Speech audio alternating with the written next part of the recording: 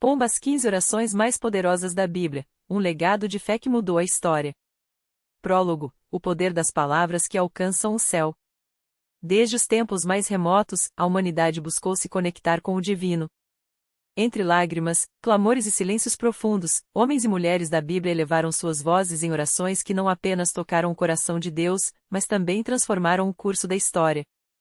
Algumas foram sussurradas em segredo, outras gritadas em desespero, algumas nasceram da fé inquebrantável, outras da dúvida mais profunda. Mas todas tinham algo em comum: o poder de mover o invisível. Esta é a história dessas 15 orações bíblicas que ecoaram além do tempo, provando que, quando o homem se humilha e clama, o céu responde. Lista parte 1. Orações que mudaram destinos. 1. A oração de Abraão por Sodoma, Gênesis 18, 23 e 33, o intercessor ousado. O sol escaldante do deserto queimava a pele de Abraão enquanto ele se prosternava diante dos 3 visitantes celestiais. Deus havia revelado seu plano: destruir Sodoma e Gomorra por sua maldade. Mas o coração de Abraão se apertou ao pensar em seu sobrinho Ló e em qualquer justo que pudesse estar naquela cidade corrupta. Com uma ousadia que só a intimidade com Deus permite, Abraão começou a negociar. Destruirás o justo com o ímpio? Se houver 50 justos, pouparás a cidade? Deus concordou. Mas Abraão não parou. 50. 45. 40. 30. 20. 10. A cada número, a paciência divina se revelava. Embora apenas Ló e sua família fossem salvos, essa oração mostrou que Deus ouve até o último pedido de um coração intercessor. Lições. Marca de seleção: a intercessão pode adiar juízos. Marca de seleção: Deus valoriza a justiça, mesmo em meio à corrupção. 2. A oração de Moisés no Mar Vermelho, Êxodo 14, 15, 16, o clamor que dividiu as águas. O povo de Israel, recém-liberto do Egito, viu-se encurralado, à frente, o Mar Vermelho, lá atrás, o exército de Faraó se aproximando com carros de guerra. O pânico tomou conta dos hebreus, que clamaram a Moisés: não havia sepulturas no Egito para nos trazeres morrer aqui?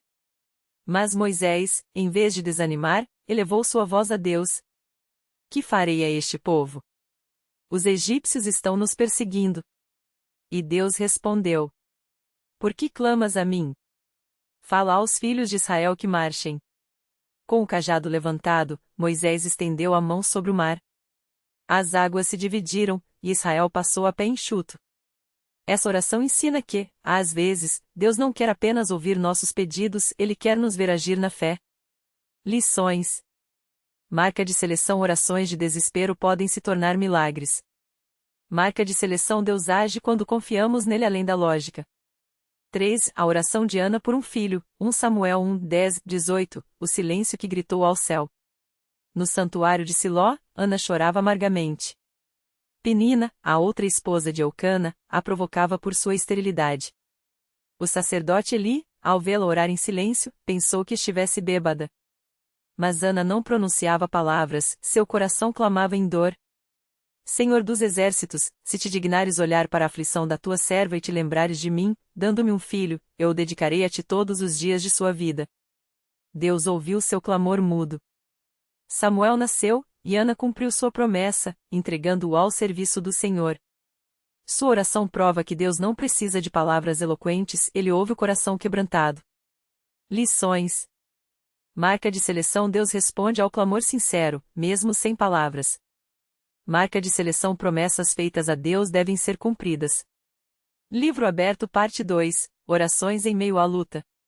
4. A oração de Davi contra Golias, 1 Samuel 17, 45 e 47, a fé que derrotou um gigante. O vale de Elá tremia com os passos do gigante Golias. Os soldados de Israel, aterrorizados, recuavam. Mas Davi, um jovem pastor, olhou para o filisteu e viu não um inimigo invencível, mas uma afronta ao Deus de Israel.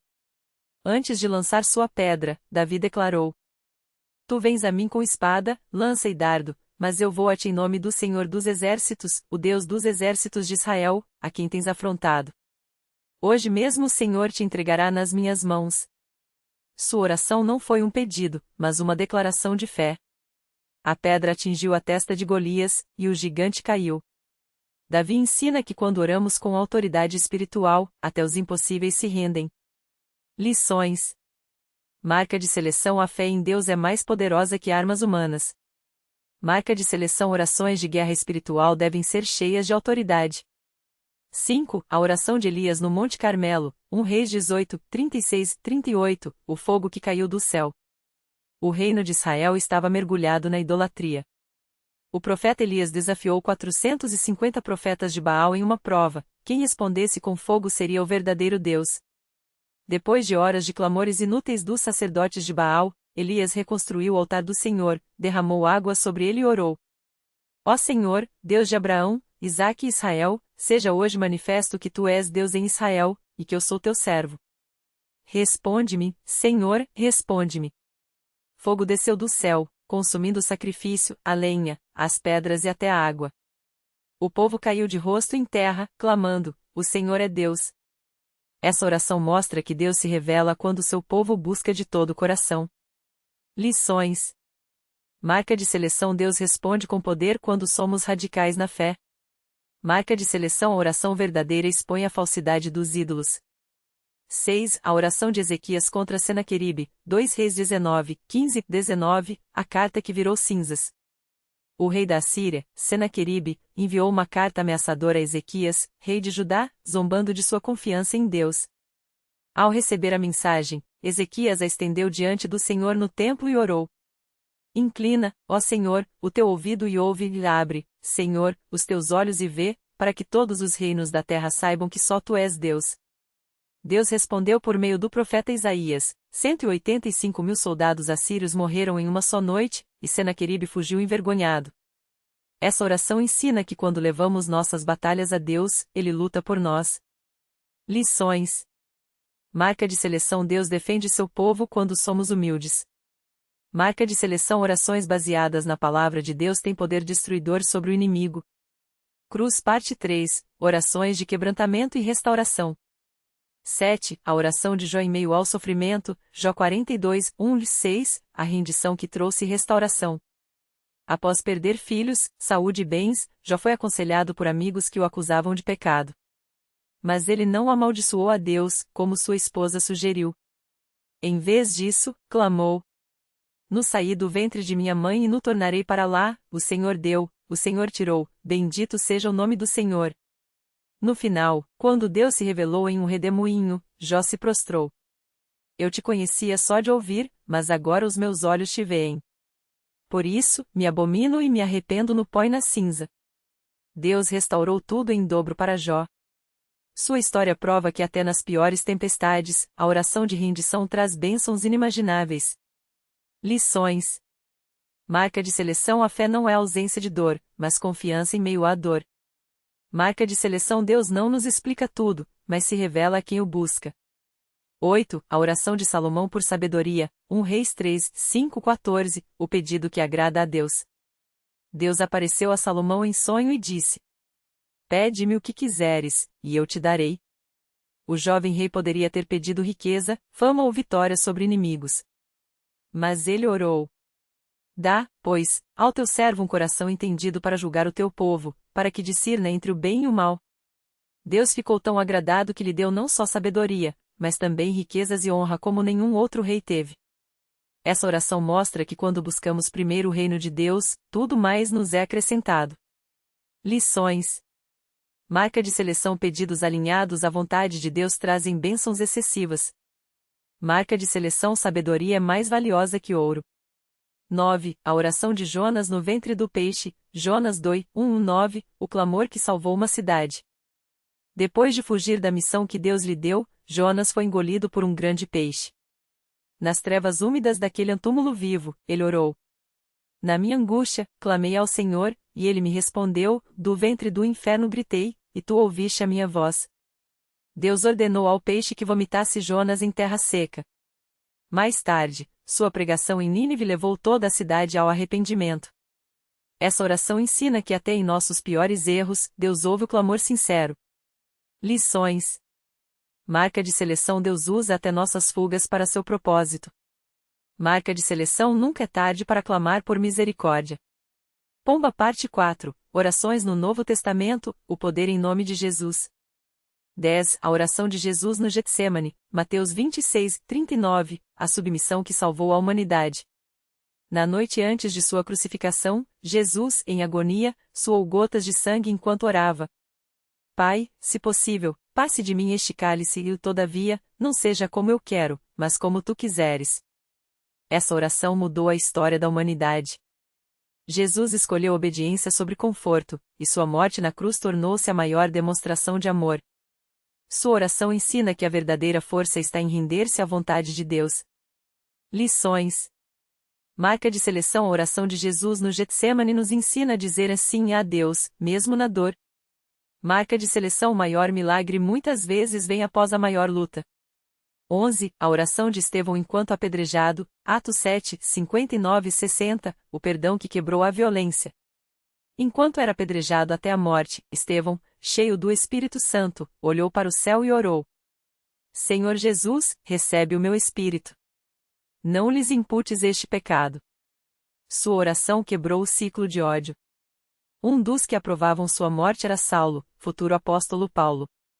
Esse momento de perdão plantou uma semente que mais tarde transformaria o maior persecutor da igreja em seu maior missionário. Lições. Marca de seleção. O perdão é a arma mais poderosa contra o mal.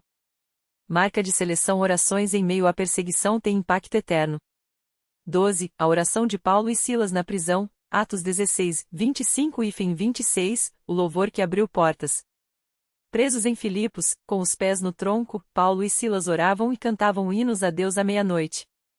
De repente, um terremoto sacudiu a prisão, as portas se abriram, e as correntes de todos se soltaram. O carcereiro, tremendo, perguntou: Senhores, que devo fazer para ser salvo?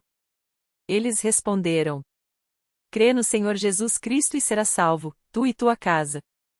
Essa oração mostra que o louvor em meio à adversidade libera milagres e salva almas. Lições. Marca de seleção. A adoração em meio à crise traz libertação. Marca de seleção. Nossa atitude na prova pode levar outros a Cristo. Estrela Brilhante Parte 5. Orações que transformaram o impossível. 13. A oração de Pedro caminhando sobre as águas, Mateus 14, 28, 31, a fé que venceu o medo. Quando Pedro viu Jesus andando sobre o mar, pediu: Senhor, se és tu, manda-me ir ter contigo sobre as águas. Jesus disse: Vem. Pedro desceu do barco e andou sobre as ondas, até que o medo fez afundar. Mas Jesus o segurou e disse: Homem de pequena fé, por que duvidaste? Essa oração ensina que Deus nos convida a fazer o impossível, mas devemos manter os olhos nele. Lições. Marca de seleção. A fé nos faz superar leis naturais. Marca de seleção. O medo afunda, mas Jesus nos sustenta. 14. A oração de Jesus por Lázaro, João 11, 41 e 42, a voz que ressuscitou um morto. Diante do túmulo de Lázaro, já cheirando a 4 dias de morte, Jesus orou: Pai, agradeço-te porque me ouviste. Eu sei que sempre me ouves, mas falei por causa da multidão que está aqui, para que creiam que tu me enviaste. Então, com autoridade, gritou: Lázaro, vem para fora. O morto saiu, ainda envolto em faixas. Essa oração prova que Deus responde não só para nos abençoar, mas para que outros creiam. Lições. Marca de seleção. Orações públicas podem levar muitos à fé. Marca de seleção. Jesus tem poder sobre a morte. 15. A oração de Jesus por unidade, João 17, 20 e 21, o clamor que ainda ecoa. Na última ceia, Jesus orou não só por seus discípulos, mas por todos os que creriam nele. Pai, rogo-te que todos sejam um, como nós somos um, para que o mundo creia que tu me enviaste. Essa oração ainda não foi totalmente respondida, mas é um convite para que a igreja viva em unidade, provando ao mundo que Jesus é o Filho de Deus. Lições. Marca de seleção. A unidade dos crentes é a maior evidência do poder de Deus. Marca de seleção. Algumas orações têm impacto geracional. Lista epílogo, o convite para orar como eles.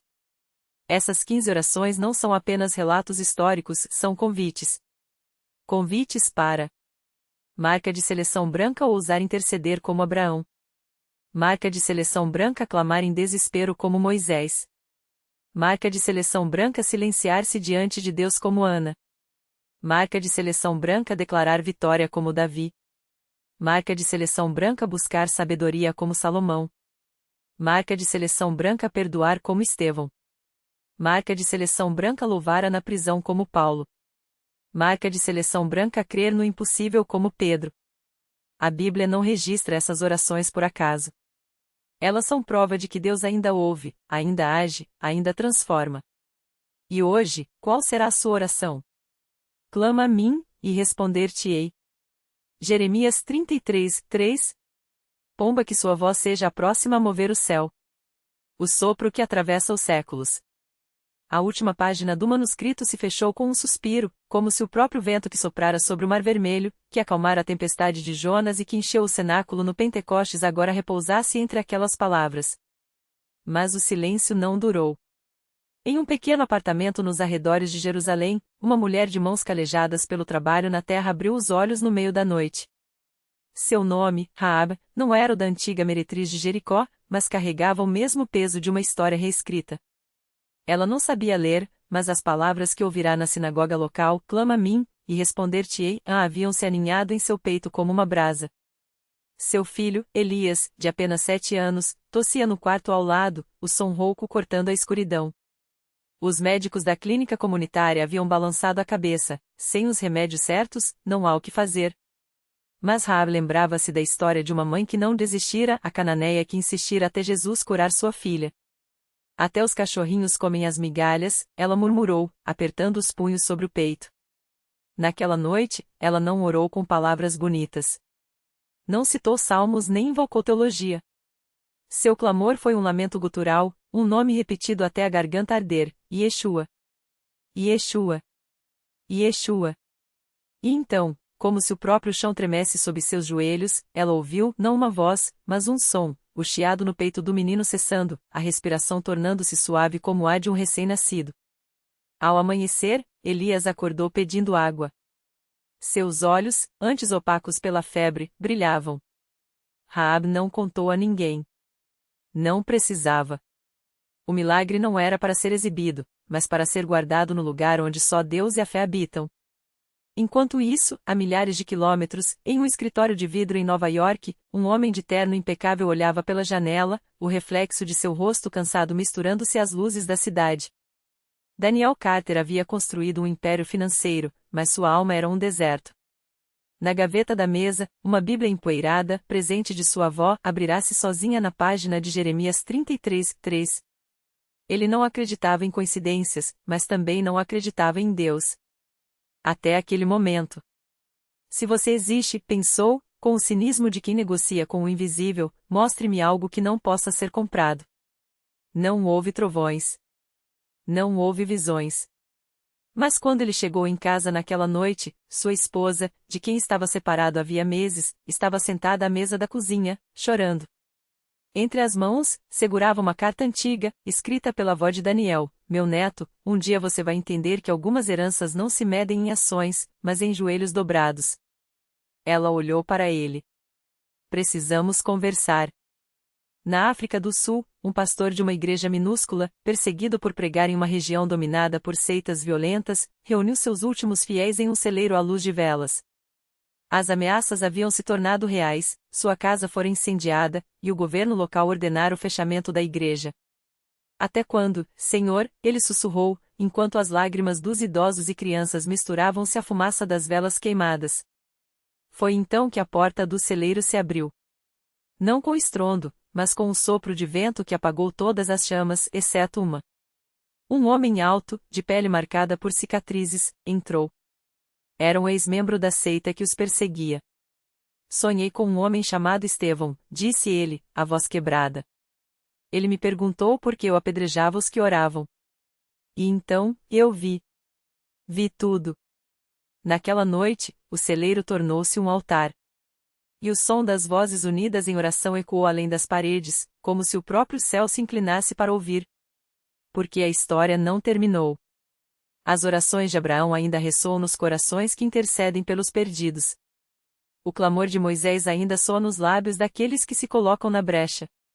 O silêncio de Ana ainda ensina os que não têm mais palavras. A declaração de Davi ainda vibra nas gargantas dos que enfrentam gigantes. A sabedoria de Salomão ainda guia os que pedem discernimento. O perdão de Estevão ainda quebra correntes de ódio. O louvor de Paulo ainda ilumina masmorras modernas. A fé de Pedro ainda caminha sobre as águas do impossível. E em algum lugar, neste exato momento, uma mãe ajoelha-se. Um cético desafia. Um perseguido resiste. Um quebrantado silencia. Porque Deus ainda ouve. E o céu ainda se move. A noite caía sobre a cidade como um manto pesado, carregado do cheiro de terra molhada e do murmúrio distante das vozes que não se calavam. Dentro de um apartamento modesto, no terceiro andar de um prédio descascado, uma mulher apertava contra o peito uma fotografia amarelada. Seus dedos, marcados pelo tempo e pelo trabalho, tremiam levemente enquanto os lábios se moviam em palavras que só ela e as paredes conheciam. Senhor, lembra-te de mim. Não era uma súplica desesperada, mas uma lembrança teimosa, como se ela soubesse que, em algum lugar além das nuvens, um livro ainda estava sendo escrito, e seu nome não poderia ser apagado. Do outro lado da cidade, em um escritório de vidro e aço, um homem atirou uma caneta sobre a mesa de mogno. Os relatórios financeiros estavam impecáveis, os gráficos ascendentes, os contratos assinados.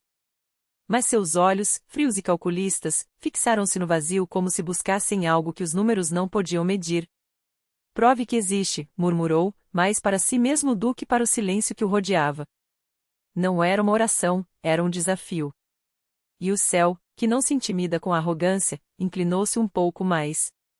Nas ruínas de uma igreja bombardeada, onde as paredes ainda conservavam traços de afrescos desbotados, um grupo de pessoas se reunia em círculo.